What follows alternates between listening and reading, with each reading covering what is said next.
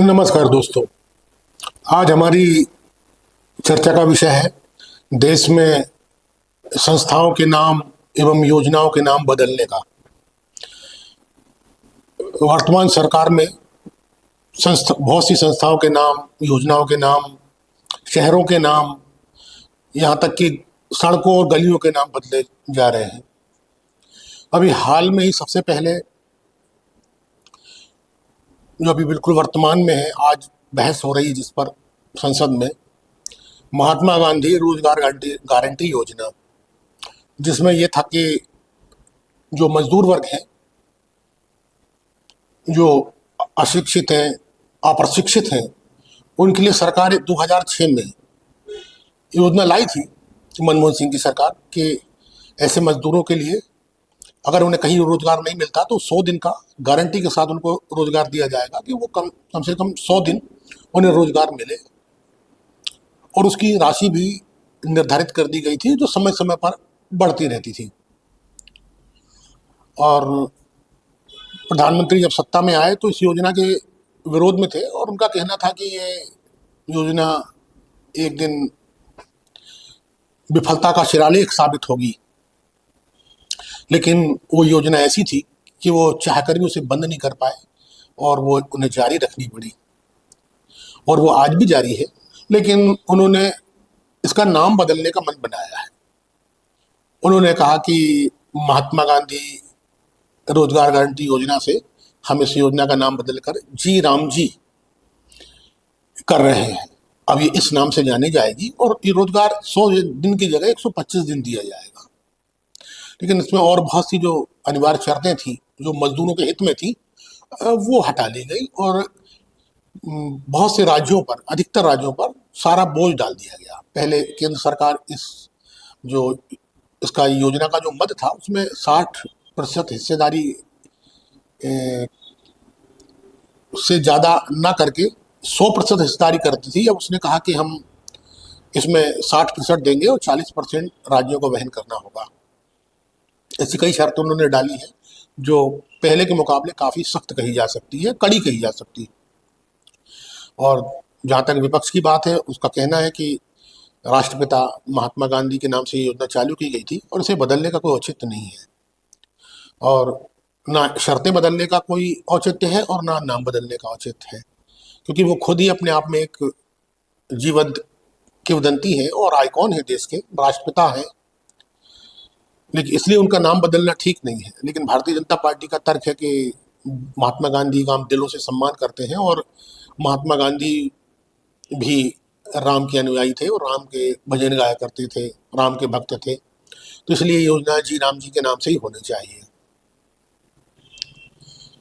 तो सवाल उठता है कि योजना का उन्होंने नाम बदला, फिर उन्होंने कई राष्ट्रपति भवन, राज्यपाल भवन के नाम बदले, जो जहाँ पे गणतंत्र दिवस की परेड हुआ करती थी जिसे राजपथ कहा जाता था, उन्होंने उसका नाम कर्तव्य पथ किया।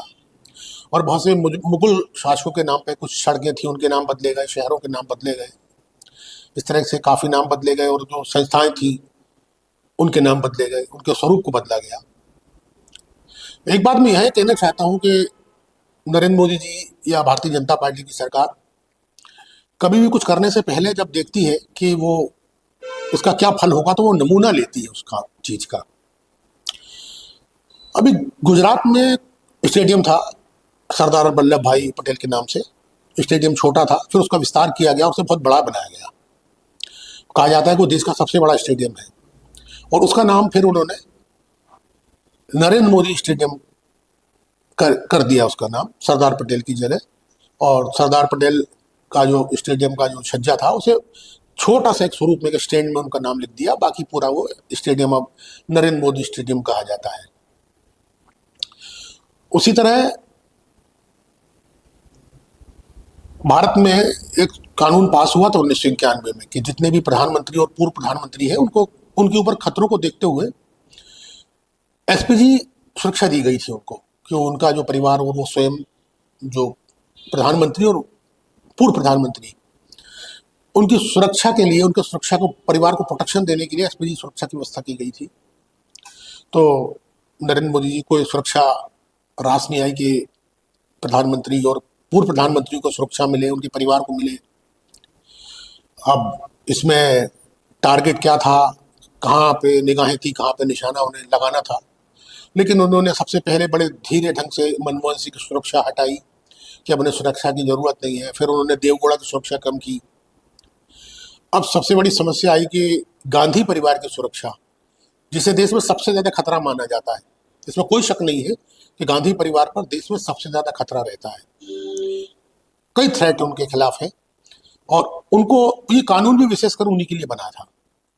राजीव गांधी की हत्या के बाद जब नरसिम्हा राव प्रधानमंत्री बने तो उन्होंने एक कानून बनाया था कि पूर्व प्रधानमंत्रियों को और उनके परिवारों को सुरक्षा दी जाए।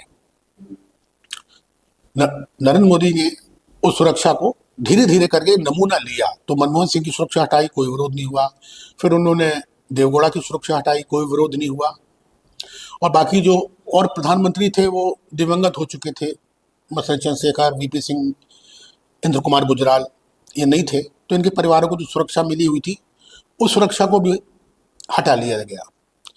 अब ये बात आई कि गांधी परिवार की सुरक्षा हटाना था और इसके लिए उन्हें संसद में बिल पास करना था, क्योंकि ये कानून भी संसद में बना था। तो उन्होंने जो चंद्रशेखर के बेटे थे पूर्व प्रधानमंत्री नीरज शेखर, उनको उन्होंने राज्यसभा में भेजा था। समाजवादी पार्टी के लोकसभा से इस्तीफा दिलवा के भारतीय जनता पार्टी में शामिल हुए और उसके बाद उन्हें राज्यसभा से भेजा गया था।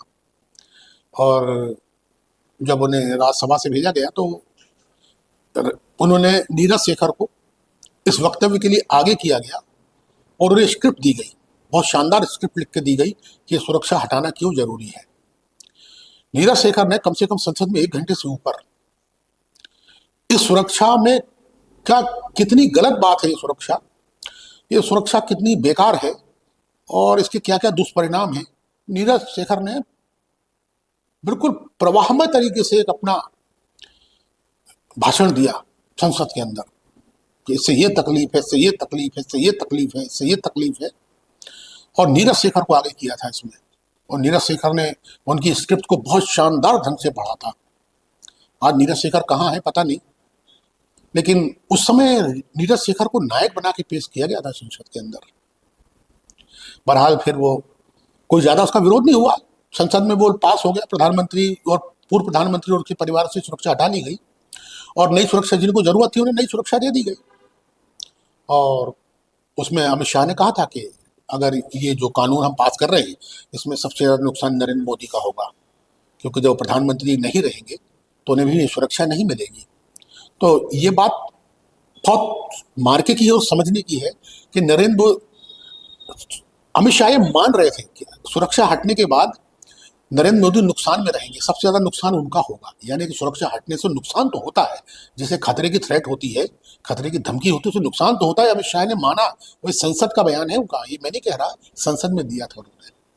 तो ये तो माना कि सुरक्षा थी, लेकिन फिर उन्होंने जो जितनी सुरक्षा एजेंसियों ने बताया उस हिसाब से उनको सुरक्षा दी गई। लेकिन एसपीजी प्रोटेक्शन जो था वो हटाया गया, क्योंकि वो प्रधानमंत्री के पास था, तो ऐसा प्रोटेक्शन किसी और के पास नहीं होना चाहिए जो प्रधानमंत्री के पास है। तो जो है सरकार का एक नमूना लेती है कि उसका कोई खास विरोध नहीं हुआ और ये बिल आराम से पास हो गया। ये जो उनका एक उद्देश्य था ये करने का, वो उन्होंने पूरा कर लिया।